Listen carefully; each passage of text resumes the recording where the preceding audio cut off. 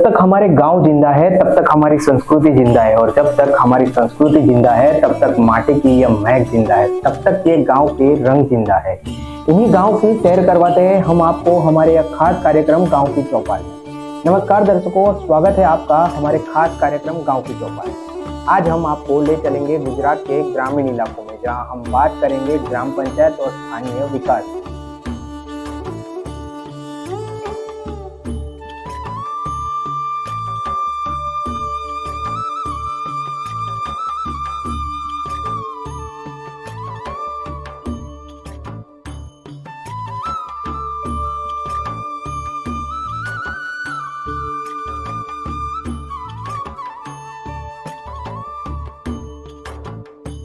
गुजरात राज्य के दक्षिण छेड़े पर वलसाड जिले में एक छोटा सा गांव सरोंडा।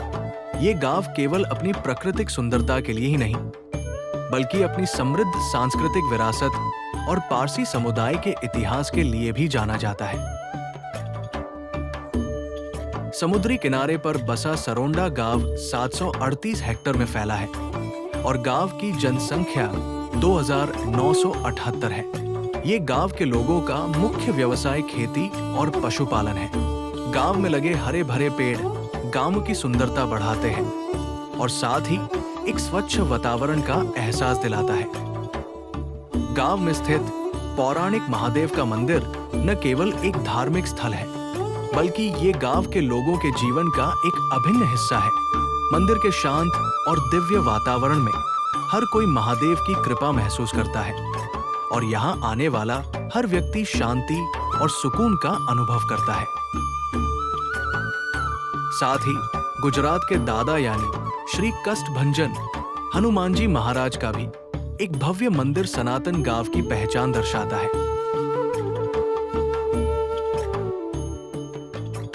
भारत के हृदय में बसे सरोंडा गांव में समय धीरे धीरे चलता है। यहाँ जहां आधुनिकता की दौड़ कम हो जाती है, सदियों से खड़े पुराने घर अतीत की कहानियां फुसफुसाते हैं। ये संरचनाएं मात्र ईंटों और पत्थरों से कहीं अधिक हैं। ये एक समृद्ध विरासत की यादें हैं, जिन्होंने अनगिनत पीढ़ियों को आश्रय दिया है। प्रत्येक दरवाजा एक कहानी बताता है, प्रत्येक खिड़की एक किंवदंती की झलक प्रदान करती है, जो कभी कभी रंगीन फूलों और बेलों से ढकी होती है या एक ऐसे युग की याद दिलाती है जब समुदाय जीवन का महत्व था। हमें उम्मीद है कि ये दृश्य न केवल सरोंडा के अतीत से जुड़ेंगे, बल्कि उन कहानियों को भी उजागर करेंगे जो हर घर के भीतर छिपी हुई है। प्रत्येक फ्रेम एक कवि है, जो विरासत में मिले हमारे सांस्कृतिक मूल्यों से गहराई से जुड़ा हुआ एक गंतव्य है।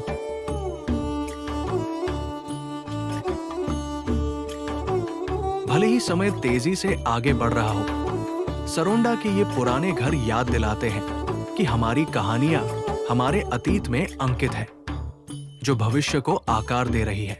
सदियों से सरोंडा ने अनेक संस्कृतियों को पनपते देखा है, लेकिन इस गांव की पहचान में सबसे महत्वपूर्ण भूमिका निभाई है पारसी समुदाय ने। वे यहाँ कब आए और कैसे उन्होंने इस गांव को अपना घर बनाया, ये एक दिलचस्प कहानी है।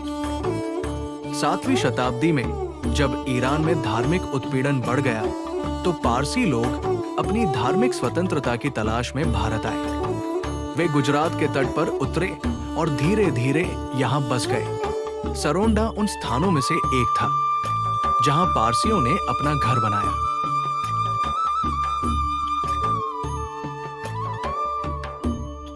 फर्स्ट टाइम इंडिया में આવ્યા એનું શું હતું એટલે તમને નોલેજ એ તો આપણે ઈરાનથી આવેલા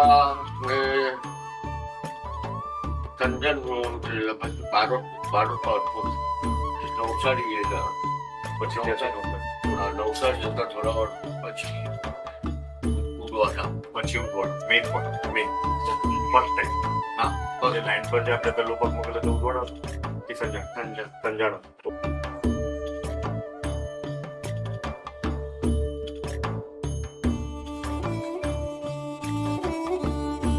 पारसियों ने यहाँ अपनी संस्कृति, अपनी परंपराओं और अपने रीति रिवाजों को बनाए रखा। उन्होंने गांवों को समृद्ध बनाने में अपना योगदान दिया। उनकी वास्तुकला, उनके त्योहार और उनकी जीवन शैली आज भी सरोंडा में देखी जा सकती है।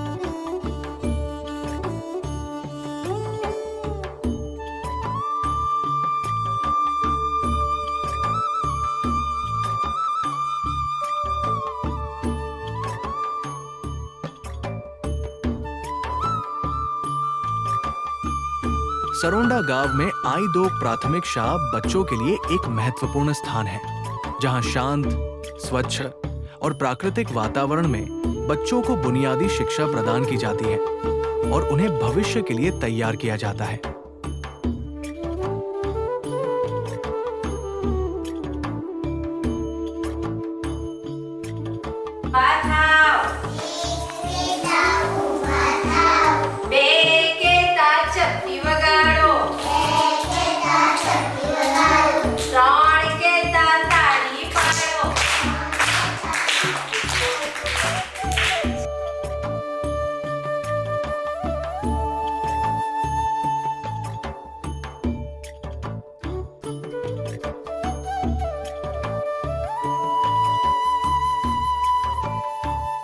आइए इस गांव के 1972 की साल के सरपंच से मुलाकात करते हैं और जानते हैं उनसे गांव की अनसुनी कहानी।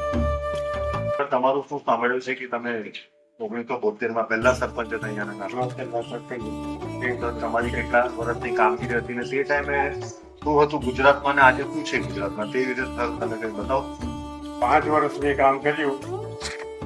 5 વર્ષમાં તાલુકા પંચાયતમાંથી અમને 5,000 રૂપિયા મળે, એ પણ કૂવો ખોદવા માટે. એક ખોદ્યો, તેમાં પાણી લાવ્યું. પછી ત્યાર પછી અમને કશું કંઈ મળ્યું નહીં. પણ અહીંયા નારગોલ એસટી ડેપો હતો. એ એસટી ડેપો આજુબાજુની જે એમ કે રસ્તાઓ હતા ને બધા કાચા એટલે તે વખતે એ લોકોએ અમારા સરોંડાની અંદર એમ કે આવવા માટે કાચા રસ્તા એટલે નાગોલ ડેપો બસ એમ કે સરોંડા નહીં આવે. એટલે મેં રિક્વેસ્ટ કરી મારા પટાવા અને નાગોલ ડેપોમાં મેનેજરને, અને મેં કીધું કે ભાઈ થોડો વખત ચોમાસામાં ચલાવો તમે, પછી તમે કહેતા હોય તો અમે રિપેર કરી આપીએ, પણ એસટી ચાલુ લો. તે મારું માન રાખ્યું. આ ડેપો મેનેજર ચાલુ રાખ્યું અને એને એમ કીધું કે હું 1 મહિનાની અંદર ડમ્પર મારું આપીશ, પણ તમે 5-10 હજારનું એમાં મરમ રાખ્યું. કેટલા વર્ષ તો 72 અને આજે 2024 તો સર સરોંડામાં કેટલું ડિફરન્ટ છે? આજે કેટલું અલગ છે સરોંડા? ઘણું અલગ છે. તે વખતે કશું કઈ હતું. આજે બધા ડામર રોડ બની ગયા. પછી એમ કે કાચા મકાનો હતા બધાના, એમ કે ઝૂંપડા. એમ કે આ યોજના બધી નવી નવી આવી, ગણપતિ આવાસ કે બીજા આવાસો, એ બધું કરીને અમારા આ સરપંચ અને અમારા આપણા સંદીપભાઈ મળીને એમ કે જે કાચા મકાનો હતા એ બધા મકાનો પાકા બનાવ્યા. सरोंडा गांव जो अपनी सादगी और ग्रामीण जीवन के लिए जाना जाता है, अब बदलाव की लहर का गवाह बन रहा है। ये सब संभव हुआ है गांव की महिला सरपंच के अदम्य साहस और समर्पण से। गांव में नजर आ रहा परिवर्तन नेतृत्व और महिला सशक्तिकरण की प्रतीक है। ये कहानी हमें दिखाती है कि कैसे एक महिला अपने दृढ़ संकल्प और साहस से पूरे गांव को बदल सकती है। ये गांव के साक्षरता दर की बात करें तो वो 76.90% है। महिला सरपंच और पंचायत के सदस्यों के अथाग परिश्रम की वजह से गांव में सरकार की काफी सारी योजनाओं का लाभ गांव की जनता को मिल रहा है। ये गांव का मुख्य रोजगार खेती है और ऐसे में यहाँ के किसानों को सिंचाई के लिए पानी की सुविधा भी अच्छे से की गई है। आइए इस गांव के विकास की गाथा यहाँ की महिला सरपंच से ही जानते हैं। મારું નામ રંજનાબેન સંદીપભાઈ રાઠોડ છે અને આ ગામ જે છે એ ગામનું નામ સરોંડા ગામ છે. કયા પદ પર છો? હું અત્યારે સરપંચ પદે છું. મેડમ, ગામની શું વિશેષતાઓ છે આપણામાં? શું ખાસિયત છે અને કેટલા વર્ષ પહેલા તમે ચૂંટાઈને અહીંયા આવ્યા? આ ગામની ખાસિયતો મુખ્ય દરિયા કિનારો સુંદર સરસ મજાનું છે. તરંડા ગામની અંદર પારસી અગિયારી છે. જ્યારે સંચાર પર પારસી ઉતર્યા હતા અને ત્યાંથી તેઓની આતસ લઈને સરોંડા ગામની અંદર આવ્યા અને ત્યાંથી સરોંડા ગામની અંદરથી પછી તેઓ છેવાડામાં તેઓ આતસ પ્રગટાવી કર્યું છે. કેટલા વર્ષ પહેલા તમારા સરપંચ પદ હાસિલ કર્યું? અત્યારે 3 વર્ષ થયા છે. હું 2021 ની અંદર સરપંચ પદે ચૂંટાઈને આવી છું. જે ગ્રામ પંચાયતોમાંથી સરકારી યોજના આવે છે મેડમ, તો તમારું કયું વધારે મેઇન ધ્યાન છે કે આ યોજના પર મારે વધારે કામ કરવાનું છે ને કઈ કઈ યોજના પર આપણે કામ કરી રહ્યા છે મેડમ? હજુ સુધી જે પાણી પહોંચાડવાનું છે એ પાણી પહોંચ્યું છે.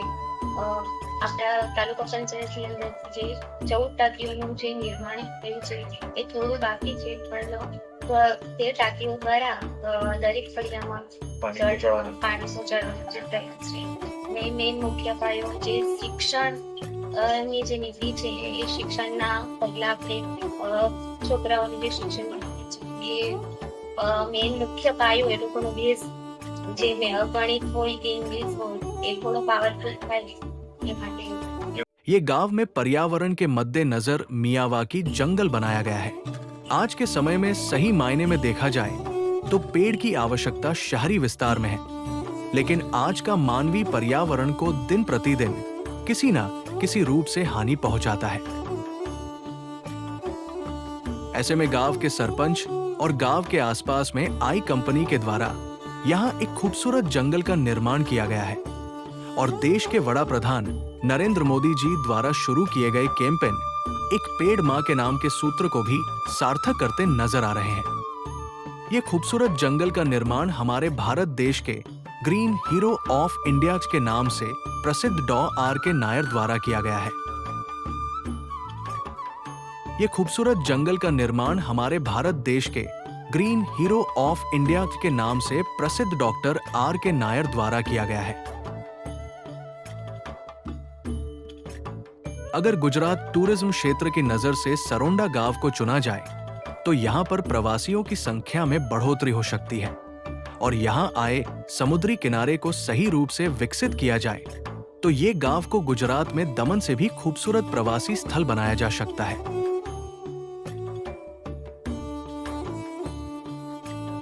सरोंडा एक ऐसा गांव है जहां आधुनिकता और परंपरा एक साथ चलते हैं. यहाँ पारसी इतिहास आज भी जीवंत है और ये गांव भविष्य की ओर कदम बढ़ा रहा है. सरोंडा एक प्रेरणा है कि कैसे एक समुदाय अपनी संस्कृति और विरासत को बनाए रखते हुए विकास की राह पर आगे बढ़ता चला जा रहा है.